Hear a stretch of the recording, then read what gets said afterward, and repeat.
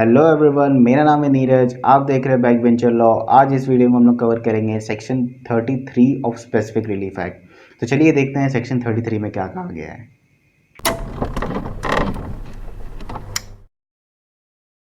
तो सेक्शन 33 में कहा गया है कि power to require benefits to be restored और compensation to be made when the instrument is cancelled और is successfully registered as being void और वॉइडेबल।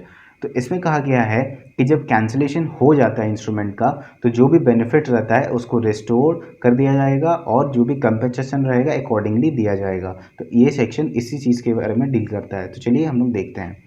अब इसमें कहा गया है कि on adjusting the cancellation of an instrument, the court may require the party to whom such relief is granted to restore, so far as may be, any benefit which he may have received from the other party and to make any compensation to him which justice may require।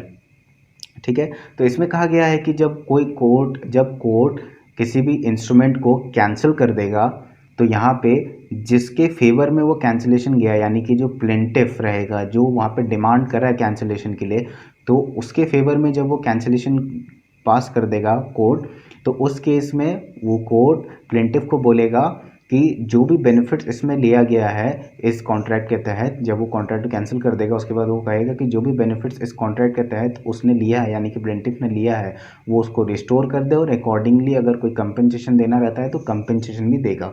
तो इस वाले point में सिर्फ यही कहा गया है कि जब प्लेंटिफ जाता है कोर्ट में कैंसिलेशन करवाने के लिए और जब कोर्ट कैंसिलेशन के लिए अप्रूव कर देता है, यानी कि कैंसिलेशन ग्रांट कर देता है, तो इस केस में जो प्लेंटिफ रहेगा, जो कोर्ट है वो प्लेंटिफ को कहेगा कि जो भी यहाँ पे बेनिफिट्स है उसको यहाँ पे वो रिस्टोर करे और अगर कोई कंपेंसेशन देना है तो कंपेंसेशन भी देगा यहाँ पे। ठीक है। तो चलिए देखते हैं इसका सबसेक्शन 2 क्या कहता है।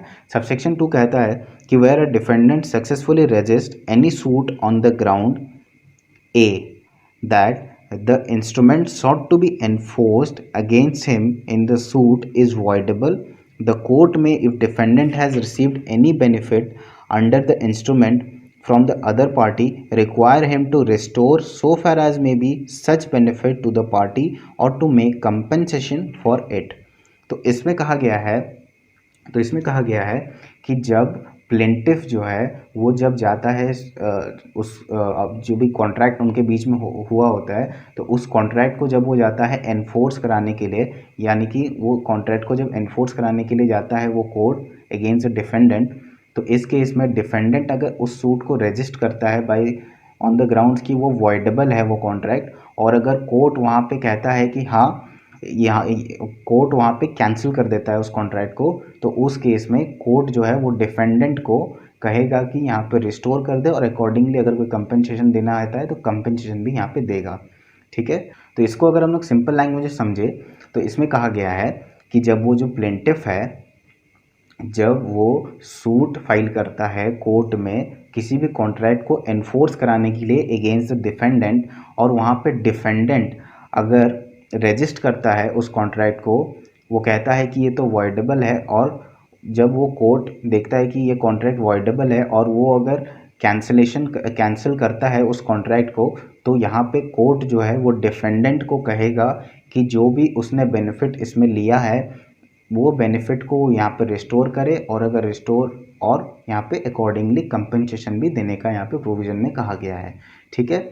अब इसका जो बी है, बी पॉइंट में कहा गया है कि that the agreement sought to be enforced against him in the suit is void by reason of his not having been competent to contract under section 11 of Indian Contract Act।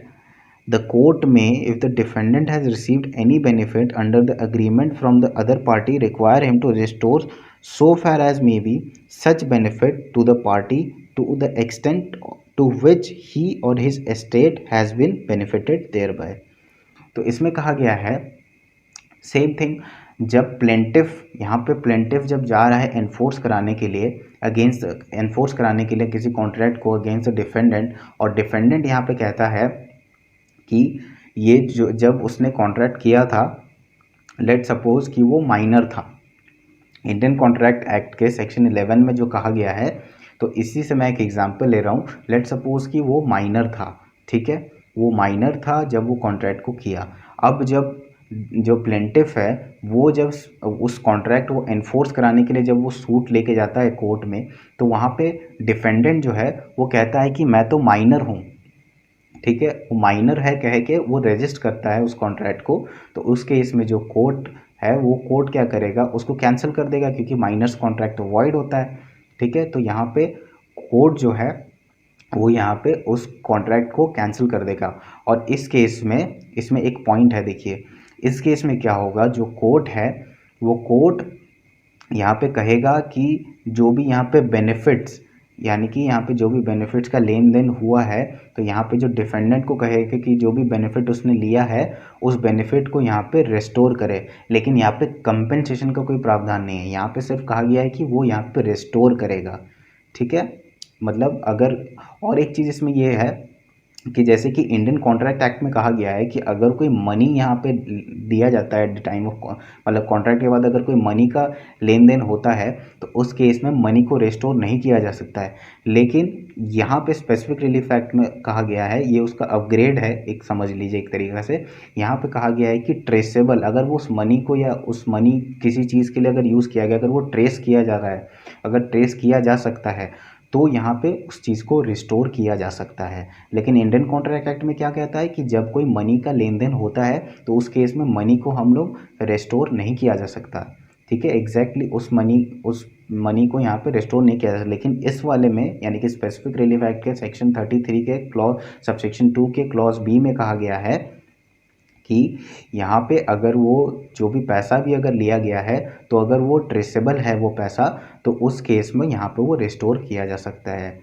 और ये जो सब point B है इसका, ये actually मोहरी बीवी case जो हुआ था, मोहरी बीवी केस वर्सेस दामोदर दास, ये उसका डेवलपमेंट है, ठीक है। तो मोहरी बीवी केस को आप अगर पढ़ लेंगे तो आपका ये वाला पॉइंट आपको समझ में आ जाएगा क्योंकि ये उसका डेवलपमेंट है, ठीक है।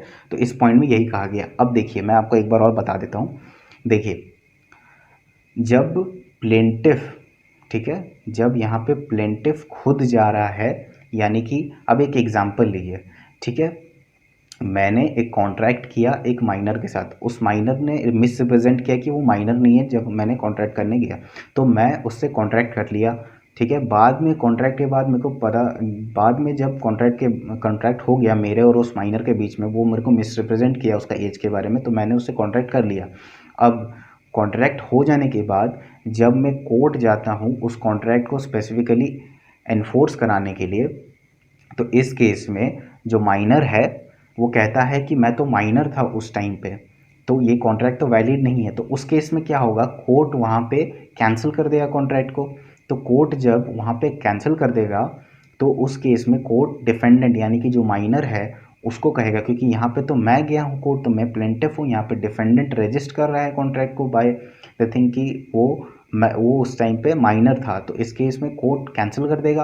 कैंसिल करने के बाद कोर्ट जो है वो डिफेंडेंट यानी कि जो माइनर है उसको कहेगा कि रेस्टोर कर दो बेनिफिट को। लेकिन यहाँ पे कंपेंसेशन का कोई प्रावधान नहीं है, यहाँ पे कंपेंसेशन नहीं देगा, यहाँ पे सिर्फ वो रेस्टोर करेगा जो बेनिफिट्स वो लिया है, ठीक है। अब इसको ऐसे समझिए, ठीक है, कि अब अगर माइनर, ठीक है, माइनर कॉन्ट्रैक्ट कर लिया, ठीक है, उसके बाद माइनर खुद जाता है, माइनर खुद कोर्ट जाता है एज ए प्लेंटिफ कि कैंसिल कर दीजिए इस कॉन्ट्रैक्ट को, यानी कि माइनर जा रहा है अब कोर्ट कि कैंसिल कर दिए। एक और केस है, ये जो मैं आपको पहले बताया ये दूसरा केस है जो कि इसमें जो इसका सब पॉइंट बी है वो अप्लाई होता है। अब इसका एक और केस समझिए एग्जाम्पल, कि अब यहाँ पे क्या होता है, माइनर और मेरे बीच में कॉन्ट्रैक्ट हो गया, ठीक है। अब माइनर जो है वो जाता है कोर्ट एंड उसको इस कॉन्ट्रैक्ट को कैंसिल करवाने के लिए, ठीक है। जब माइनर जाता है कोर्ट में कैंसिल कराने के लिए तो कोर्ट तो यहाँ पे कैंसिलेशन तो पास कर ही देगा, लेकिन यहाँ पे क्या करेगा, कोर्ट उस प्लेंटिफ को कहेगा, यानी कि यहाँ पे प्लेंटिफ कौन है, माइनर जिसने कॉन्ट्रैक्ट किया, तो यहाँ पे प्लेंटिफ है माइनर। तो जब वो प्लेंटिफ है तो यहाँ पे कोर्ट उसको कहेगा, जब कैंसिलेशन को पास करेगा तो यहाँ पे वो कहेगा कि यहाँ पे तुम रिस्टोर भी करो जो भी बेनिफिट्स लिया गया है और साथ ही साथ में यहाँ पे कंपेंसेशन भी दो, ठीक है। तो यहाँ पे कंपेंसेशन भी मिलेगा और यहाँ पे वो रेस्टोर भी करेगा और कंपेंसेशन भी मिलेगा। लेकिन यहाँ पे जो बी पॉइंट है इसमें जब डिफेंडेंट जब प्लेंटिफ जाता है एनफोर्स कराने के लिए और डिफेंडेंट जब उसको अपोज करता है, रेजिस्ट करता है, उसके बाद अगर कैंसिलेशन होता है तो उस केस में कोर्ट जो है, अच्छा ये जो कैंसिलेशन भी होगा यानी कि जो वो रजिस्ट करेगा ऑन द ग्राउंड जो कि section 11 of Indian contract act में प्रोवाइड किया गया है, ठीक है। अगर उस ग्राउंड में अगर वो यहाँ पे कॉन्ट्रैक्ट को रजिस्ट करता है तो इस केस में कोर्ट जो है वो डिफेंडेंट को कहेगा कि यहाँ पे तुम सिर्फ और सिर्फ यहाँ पे रिस्टोर करो बेनिफिट्स को, जो भी यहाँ पे लिया गया, यहाँ पे कंपनसेशन कोई प्रावधान नहीं है, ठीक है। तो चलिए दोस्तों, इस वीडियो के लिए इतना ही। अगर आपको फिर भी किसी भी तरीके का डाउट रह जाता है मेरे इस वीडियो से रिलेटेड या मेरे किसी और वीडियो से रिलेटेड, तो आप मुझे नीचे कमेंट सेक्शन में बताएं। मैं आपके उस डाउट का एक वीडियो बना के अपने जो चैनल के इंस्टाग्राम या फिर फेसबुक पेज है उसमें मैं पोस्ट कर दूंगा, जिससे आपको समझने में काफ़ी आसानी मिलेगी।